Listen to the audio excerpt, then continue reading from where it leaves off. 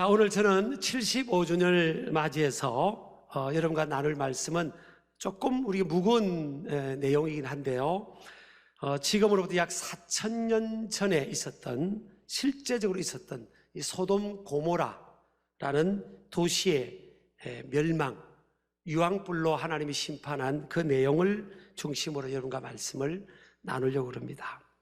이 아브라함이 먼저 소돔 고모라 성이 멸망할 것을 알았습니다. 왜냐하면 아브라함은 하나님과 가까운 사람이었죠. 그리고 또 나그네를 선대하다가 하나님과 두 천사를 선대함으로 인해서 하나님께서 결심을 했죠. 이제 내가 하는 모든 일들은 아브라함에게 비밀로 하지 않겠다고. 여러분 얼마나 큰 축복인지 모릅니다. 그리고 그 자녀 손들을 하나님이 축복하시겠다는 그런 약속들이 창세기 12장, 13장, 오늘 읽은 19장, 또 22장 계속해서 중요한 하나님과 아브라함의 중요한 어떤 영적 사건 뒤에 하나님은 아브라함에게 약속하는 그런 언약의 말씀을 주셨죠. 자, 이 아브라함과 롯은요, 삼촌과 조카의 사이입니다. 근데 이 롯이 부모가 일찍 여의고 이 삼촌 아브라함이 이 롯을 거두어서 이제 양육을 하는데, 창세기 12장에 보면 하나님께서 아브라함을 부르시죠. 그때 어디서 부르시는가 하면 갈대아 우르라는 이방인들이 살아가는 불신앙의 땅, 메소포타미아 지방, 그곳에서 하나님께서 아브라함을 부르십니다. 그때 그 과정에서 어떻게 해서 이 롯이 아브라함을 쫓았는지는 그 과정은 성경에서 침묵하고 있어요. 어쨌든 아브라함은 그때 창세기 12장 4절에 보면 여호와의 말씀을 따라갔습니다. 그래서 롯은 아브라함과 함께 갔다. 그래서 하나님의 말씀을 따라갔던 이 아브라함 까닭에 함께 있었던 롯도 복을 받죠. 그래서 창세기 12장에서 13장으로 넘어가면요, 아브라함의 가정의 그 식솔들, 목동들하고 롯의 가정의 목동들하고 자꾸 충돌이 일어납니다. 왜냐하면 광야에는 물이 흔하지도 않고 목초지가 흔하지 않아요. 근데 하나님이 축복하셔서 양들이 점점점 많아지고 목동들의 수가 많아지게 되다 보니까 한정되어 있는 그 땅으로 인해서 자꾸 갈등이 일어나는 겁니다. 그래서 아브라함이 롯에게 제안합니다. 롯아, 네가 오른쪽으로 가면 나는 왼쪽으로 갈게. 네가 왼쪽으로 가면 나는 오른쪽으로 가겠다. 그렇게 삼촌이 조카한테 제안을 해요. 보통 일륜적으로 보면, 아이 삼촌, 제가 삼촌 때문에 지금까지 살아왔고 저는 아직 젊은데요, 삼촌이 한쪽을 선택하면 저는 그럼 다음 쪽 선택할게, 이렇게 반응을 해야 돼요. 근데 이 조카 롯은요, 아주 물질지향적이고 현세지향적인 사람이었어요. 여러분, 우리가 보통 어떤 사람이 어떤 캐릭터를 가지고 있느냐는 것은요, 잘 표가 평상시는 안 나요. 왜? 대부분의 사람들이 가면을 쓰고 살아갈 가능성도 많거든요. 근데 이 이유 문제, 내 삶의 실제적인 어떤 이해 득실의 문제가 딱 주어지면요, 인간의 본성이 드러나요. 자기 캐릭터가 드러나는 겁니다. 그래서 남자들은요, 운동을 딱 시켜보면 운동하면 이기고 지는 사람이 표가 나잖아요. 딱 운동을 시켜보면 성격 다 나오거든요. 그렇잖아요. 그래서 이 이해득실의 문제가 딱 나오니까 이 롯의 수준이 드러나는 겁니다. 자기가 덥석 물은 곳이 어딘가 하면 눈에 보이는 목초지가 있고 물이 많이 있고, 그 당시에 물이 많이 있는 그곳에 사람들이 물이 귀한 지역이니까 모여 살았잖아요. 그래서 자연스럽게 도시가 형성됐고, 또 기회균등이 많고, 또 사람들이 많이 모여서 사는 그런 화려한 그 지역을 이 롯이 선택을 합니다. 그때 롯이 선택하면서 어떤 생각을 갖게 되는가 하면, 그 요단들의 그것을 보면서요, 어떤 생각을 갖게 되는가 하면, 창세기 13장 10절에 보니까 여호와의 동산 같았다. 에덴 동산 같이 보인 겁니다. 와, 푸른 풀밭이 있고 또 물이 많으니까, 야, 에덴 동산 같다. 그렇게 착각에 빠진 거예요. 사실은 에덴 동산이 아니죠. 에덴 동산 같이 착각에 빠진 거죠. 근데 사실은 그곳은요, 굉장히 위험한 곳입니다. 왜냐하면 그곳에 사는 사람들이 악했다. 13절에 보니까 소돔 사람은 여호와 앞에 악하며 큰 죄인이었더라. 여기서 죄인이었다는 단어가 히브리어로 하타라는 단어인데요, 관역을 빗나가다라는 헬라어로 하마라티아, 관역을 빗나갔다, 죄를 말할 때 그하고 같은 의미예요. 그래서 이 구약 성경을 70인역으로 헬라어로 번역할 때 보면 이 하타라는 단어를 하마라티아, 헬라어로 번역을 하거든요. 그러니까 아무리 사람들이 많이 모여 살고 도시가 형성되고 화려함이 있고 또 물량적으로 풍부해도 그곳에 사는 사람들이 누구냐는 거예요. 악한 사람들, 하나님 보시기에 악한 사람들이 살고 있었던 겁니다. 도덕적으로 완전히 붕괴된 사람들이 살고 있었던 거죠. 그래서 우리도 살아가면서 어떤 선택을 하게 되잖아요. 어디로 이주를 하기도 하고 방향을 정하기도 하고 또 이제 직업을 구하기도 하고 또 어떤 그룹에 우리가 참여하기도 하고 끊임없이 우리가 살아가는 삶의 과정 속에서 선택을 하며 살아가요. 그러면 내가 선택한 선택이 자기 합리화에 빠진 사람들의 입장에서 보면 자기 프리즘, 자기 안경을 가지고 바라보면요, 빨간색 렌즈를 쓴 사람들은 세상이 다 빨갛게 보이고 까만색 렌즈가 있는 안경을 쓴 사람은 세상이 다 까맣게 보이잖아요. 그러니까 내 세계관과 가치관을 가지고 바라보면서 판단하면요, 오늘 롯처럼 착각에 빠질 수 있는 겁니다. 그래서 사람들이 왜 자기 합리화의 덫에 빠지냐? 자기가 생각하는 것, 자기가 판단하는 것, 자기가 선택하는 것이 항상 옳다는 자기 착각, 자기 합리화의 덫에 빠질 수가 있어요. 근데 그러면 뭘 가지고 내가 살아온 삶이 옳으냐, 잘못 선택했냐, 바르게 선택했냐, 뭘 가지고 알 수 있겠어요? 여러분이 딱 쉬운 걸 제가 가르쳐 드릴게요. 오늘 성경에 다 답이 있습니다. 뭐죠? 그곳에 누가 있냐는 거예요. 누가 살고 있냐? 그 그룹에, 그 동아리에, 그 공동체에, 또 그 지역에 누가 살고 있냐는 겁니다. 이 롯은 그곳에 요단들의 소돔 고모라는 지역에 살고 있는 사람에게 관심을 갖지를 않았어요. 왜냐하면요, 사람은 사람을 통해 영향을 받고 영향을 주는 거죠. 이게 사람과 사람이 모여서 이루어지는 패턴이 이제 축적되어서 이루어진 것이 뭐예요? 문화입니다. 문화. 따라합시다. 문화. 이게 문화의 힘이 엄청나게 파워가 있습니다. 이런 문화의 힘을 절대 간과하지 마세요. 그러니까 롯은 내가 내 자녀를 위하고 선택할 때 그곳에 어떤 사람이 살고 있느냐, 이것에 대해서 고려하지 않는 겁니다. 그곳에 가면 집도 좋을 거야, 도시니까. 그리고 물량도 풍부할 거고, 그리고 물도 많으니까 가축을 위해서 돈을 버는데 훨씬 유리할 거야. 이 돈, 또 감각적인 생활, 또 환경적인 편리함, 이것만 생각한 겁니다. 여러분, 결과적으로 롯이 어땠습니까? 롯과 가정이 어땠어요? 망해버렸습니다.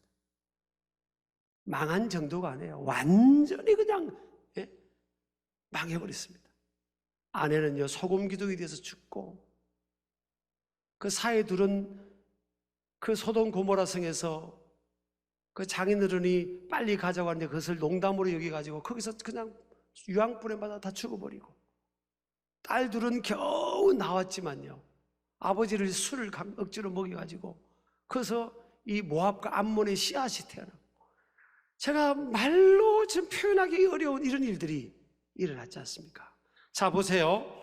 롯이 아브라함과 함께 있을 때는 신앙도 있었고 도덕성도 있었어요. 근데 그쪽 가서 살면서 어떤 일이 있는가 하면, 하나님께서 이 소돔 고모를 심판하려고 천사들을 보냈잖아요. 사람으로 보내서, 남자로 보냈는데 소돔 고모라 사람들이, 낯선 사람이, 남자 둘이가 오니까 뭐라고 했습니까? 롯의 집에 들어갔을 때, 내가 그 사람들을 빨리 우리한테 달라, 우리가 그들과 상관하리라 그랬죠. 이게 여러분, 이게 무슨 뜻인가 하면 We wanna have a sexual relationship with them이에요. 그들과 성적 관계를 맺을 테니까 그 사람들 우리한테 빨리 내달라는 겁니다. 이게 뭐예요? 동성애입니다. 동성애. 동성애예요. 그 당시에 여러분, 그때 이 롯이 무슨 반응을 합니까? 여러분, 그렇게 하시면 안 됩니다. 우리 집에 온 사람들을 그렇게 대우하면 안 돼요. 우리 집에 딸 둘이 있으니까 딸 둘을 데려가서 당신들이 알아서 어떻게 하시고, 우리 집에 들어온 이 남자 둘이, 나그네 둘이는 이렇게 하면 안 됩니다. 여러분, 이게 누가 말을 했는지 아십니까? 롯. 아버지가 자기 딸들은 어떻게 돼도 상관없고 지금 우리 집에 온 나그네는, 이게 뭘 의미하는가 하면 그 당시에 남자와 여자와의 결혼 밖에서의 그런 일탈이 아니라는 거예요. 그냥 생활이에요. 그냥 아무것도 문제가 안 되는 생활. 그런 정도의 수준의 도덕적 수준이 되어버린 겁니다. 여러분, 요즘도 그렇게 가고 있지 않습니까? 여러분, 사람은 자기가 살아가는 삶의 그 그룹 멤버들하고 살아가는 그 수준으로, 그 수준이 내 수준이 돼버리는 거예요. 그래서 우리가 물고기가 물을 거슬러 올라가는 것처럼 이 거대한 이 세속화의 흐름에 우리가 이걸 이겨내면서 물을 거슬러 올라가는, 살아있는 생명이 있는 물고기처럼 이 거대한 쓰나미와 같이 흘러오는 이 도덕 붕괴, 이 모랄의 이 붕괴, 이런 것들을 하나님 말씀에 입각해서 이겨내면서 하나님 뜻을 따라 살아간다는 것, 쉬운 게 아니에요. 그래서 신실한 믿음의 사람들은요, 아주 가까이 해야 됩니다. 네. 자, 근데 이 아브라함은요, 자, 오늘 성경에 제가 제목을 거기서 뽑았는데 29절에 보면 하나님이 그 지역의 성을 멸하실 때, 곧 롯이 거주하는 성을 엎으실 때 하나님이 누구를 생각하사? 아브라함을 생각하사 롯을 그 엎으시는 중에서 내보내셨더라. 하나님이 아브라함을 생각하사 롯을 건져주셨다는 거예요. 여기서 생각하다는 것은 와이즈코라는 단어인데, 이 자카르의 미완료형 남성 단수형이에요. 근데 단순한 심리적 회상이 아닌 과거의 어떤 행동에 근거하여 어떤 이에게 새로운 상황을 만들어준다는 뜻을 내포합니다. 쉽게 말하면 약속이에요. 약속. 따라합시다. 약속. 과거의 언약의 기초에서 하나님께서 어떻게 역사하시고 활동하시겠다는 약속입니다. 그래서 구약 성경에 보면 하나님께서 누군가에게 약속할 때 이 단어 자카라라는 단어를 써요. 창세기 8장 1절 제가 찾아보니까 사무엘상 1장 19절, 레위기 에레미야서 31장 34절, 그렇게 이런 용어가 사용되었습니다. 그러니까 하나님께서 아브라함과 약속한 거예요. 아브라함아, 내가 너 이렇게 해서 보니까 내가 앞으로 너를 통해서 하늘의 별처럼 네 자손이 많게 해주고 바닷가의 모래알처럼 많게 하게 해줄게. 그리고 네 자손들을 내가 책임줄게. 너는 열국의 아버지가 될 거야. 내가 너를 특별하게 생각한다. 이런 것이요, 여러 번 하나님께서 아브라함에게 그렇게 말씀하시고 약속하세요. 자카르로 언약 약속하신 겁니다. 그냥 하나님께서 아브라함과 약속한 게 있어가지고 하나님께서 이 조카 롯을 건져준 거예요. 조카 롯이 스스로 그곳에서 나온 게 아니에요. 하나님이 그 엎으시는 중에서 보내셨더라 그랬잖아요. 하나님께서 그런 케이스가 또 있습니다. 다윗이 하나님 마음에 합했잖아요. You are a man after my own heart 그랬지 않습니까? 너는 내 마음에 합한 자라. 그래서 네 자손들은 다 왕위에 있게 해주겠다고. 하나님이 다윗과 약속한 그 언약 때문에 다윗의 자손은 부족함이 많았어도 하나님이 그 자손들을 왕위에 계속 있게 하셨고요. 그 다윗의 후손 중에 하나님께서 하나님의 아들 인류의 메시아 만왕의 왕이신 그분이 다윗의 후손에서 또 혈통적으로 태어날 수 있도록, 탄생할 수 있도록 하나님 또 그렇게 역사하셨잖아요. 그래서 하나님이 하신 약속은 그대로 이루실 줄 믿습니다. 그래서 롯이 그래도 구원받은 것은요, 아브라함 때문에요. 저는 오늘 우리 신길교회가 그래도 이만큼 이제 75년 전에 이렇게 구원의 예수님의 피값으로 또 주의 이름으로 시작된 이 교회가 많은 아브라함이 있었지 않겠습니까? 그 남자 여자를 구별하는 게 아니고 많은 아브라함과 같은 역할을 했던 사람들이 있었지 않겠어요? 그래서 아브라함을 생각해서 아브라함 때문에 롯이 그 유황불에서 건져진 것처럼 구원의 역사가 일어난 겁니다. 저와 여러분도 살아가면서 우리가 스스로 믿었습니까? 내가 오늘 신길교회 다녀봐야 되겠다, 내가 오늘부터 하나님 믿어봐야 되겠다, 예수님 믿어봐야 되겠다, 내 스스로 온 게 아니에요. 어떤 사람은 스스로 왔다고 하지만 가만히 자세히 들어보면요, 아니에요. 형제 중에, 언니 중에, 누나 중에, 오빠 중에, 또 뭐 부모님이 저 떨어져 있으면서 야, 교회 가라, 교회 가라, 교회 가라, 그래가지고 나온 겁니다. 이게 하나님의 역사예요. 사도행전 16장 31절에 보면요, 주 예수를 믿어라, 그리하면 너와 내 집이 구원을 얻으리라 그랬잖아요. 주 예수를, 예수님을 주님으로, 주인으로 믿으면 그를 통해서 그도 구원받고 그 가정도 구원받게 해주겠다는 거죠. 그래서 여러분, 하나님께서 아브라함을 생각하사 롯을 구원하신 그 이유를 네 가지로 잠깐 나누겠습니다. 첫 번째는 따라합시다. 아브라함의 믿음 때문. 아브라함의 믿음이에요. 아브라함이 여러분 뭘 믿었습니까? 창세기 12장 4절 보니까 하나님이 부르시니까 여호와의 말씀을 따라갔다. 이 눈에는 아무 정교 아니 보이고 이 귀에는 아무 소리 아니 들려도 하나님의 말씀을 따라간 겁니다. 아브라함 신앙은요, 하나님 말씀을 붙든 신앙이에요. 이 따라갔다는 것은 히브리어로 얄라크라는 단어인데 돌파하다, 돌파하다. 여러 가지 인생을 살아가면서 난관이 있고 역경이 있고 여러 가지 어려움이 있고 미래에 대한 불확실함이 있어도 아브라함은 굴하지 않고 하나님의 말씀을 따라갔다. 저기 로마서 4장에 보니까 아브라함이 100세가 될 때까지 아이가 없었잖아요. 그래도 믿음이 약해지지 않았다 그랬어요. 갈수록 믿음이 견고해졌다 그랬습니다. 이 신비하지 않습니까? 뭘 붙들은 거예요? 하나님의 말씀을 The promise of God, 하나님의 자신을 향한 약속, 내 인생을 향한 하나님의 약속으로 붙든 거예요. 하나님의 말씀을 듣고만 게 아니에요. 저건 하나님이 나한테 약속한 거야. 나한테 약속한 거야. 그분의 약속은 반드시 성취가 돼.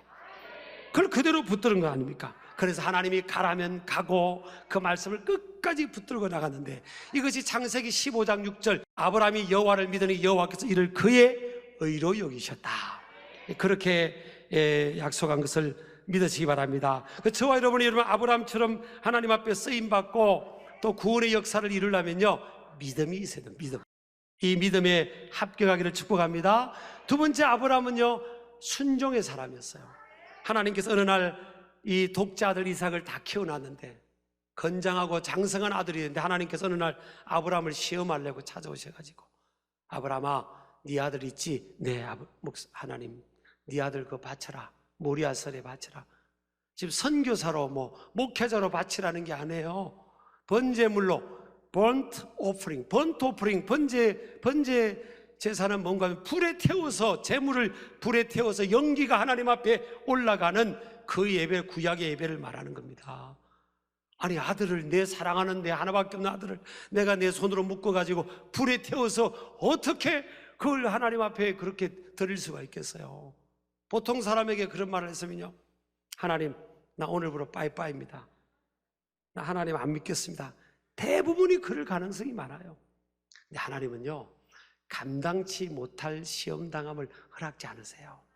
하나님 볼 때 감당할 만하니까 하나님 말씀하신 거 아닙니까? 고린도전서 10장 13절, 사람이 감당할 시험을 허락하지 않는다고 했어요. 하나님이 아브라함은 감당할 만하니까 하나님이 아브라함에게 그 숙제를 내주고 그 시험을 내준 거잖아요. 아브라함이 정말 감당합니다. 3일 길을 걸어가서 이 칼을 들고 자기 아들을 묶어놓고 내려쳐서 죽이려고 하잖아요. 그때 하나님이 말립니다. 네가 네 독자 아들 이삭도 아끼지 않았으니 이제 내가 너를 축복하겠다. 그러면서 하나님이 I'll give you great blessing, 그럽니다. 위대한 축복을 너한테 주겠다. 그리고 your descendants will be prosperous greatly. 너의 자손들, 네 씨가 크게 번성하게 해주겠다.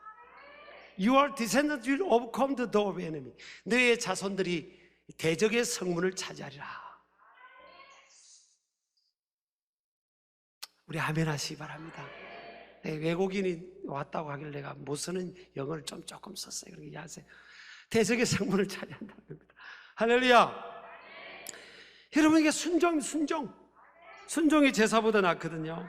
하나님 우리의 말씀 앞에 순종한, 하나님 뜻에 순종하는 것을 통해서 우리의 믿음의 분량을 저울질하는 줄을 믿으시기 바랍니다. 자, 세 번째는요, 아브라함이 왜 하나님을 기쁘시겠죠? 섬김입니다. 창세기 18장에 보니까 한 예가 나와 있죠. 나그네 세 사람이 아브라함의 집 앞을 지나가니까 아브라함이 막 달려갔습니다. 자, 눈을 들어본 적 사람 셋이 맞은편에 서 있는지라 그가 그들을 보자. 그가는 누구예요? 그가는 아브라함이고 그들은 나그네 세 사람이에요. 보자 장막문에서 달려갔다고 했어요.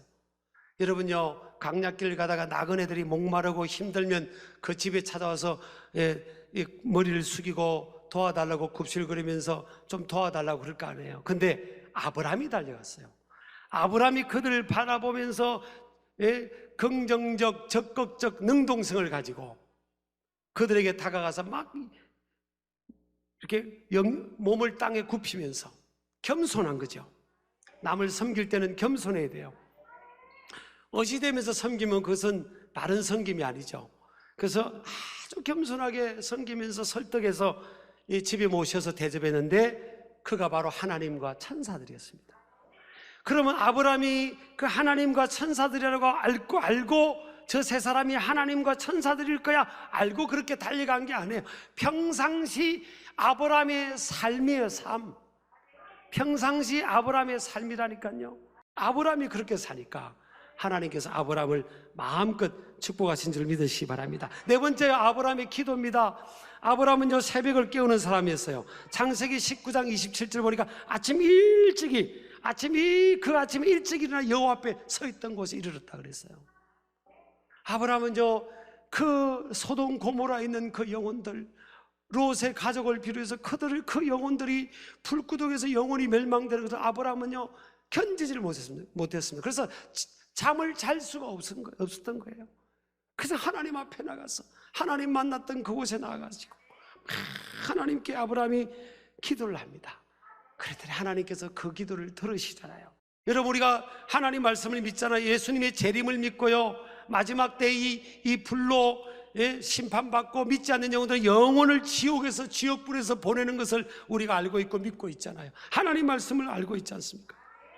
근데 그 사위들은, 롯의 사위들은 그것을 농담으로 여겼어요. 근데 아브라함은 그걸 믿었어요. 그러니까 기도를 한 겁니다. 그래서 하나님이 아브라함 까닭에 롯을 건져내신 겁니다.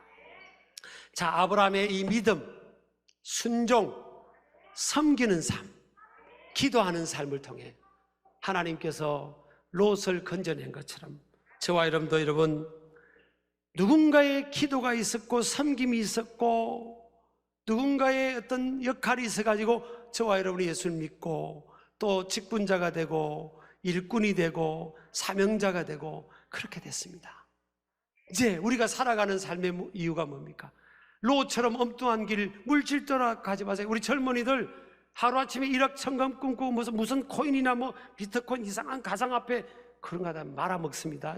분명히 내가 경고했어요.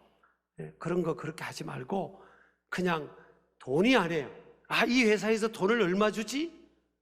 다른 회사에서 내 진가를 알고 스카우트 하지 않는 이상은 그곳에 있는 영혼들을 생각해요. 영혼들. 살아가는 이유, 우리가 잡을 갖는 이유가 여러분 그 영혼들을 구원하게 있는 거지. 이 롯이 요단 들어가면 돈 좀 더 벌 수 있을까요? 삼촌과 어리도 버려버리고요 그렇게 사는 게 아니에요. 여러분, 우리 젊은이들 아멘 하세요. 아멘. 염소가 우는 것처럼 그렇게 아멘 해야지. 시작. 저봐 또 아멘. 사랑해요.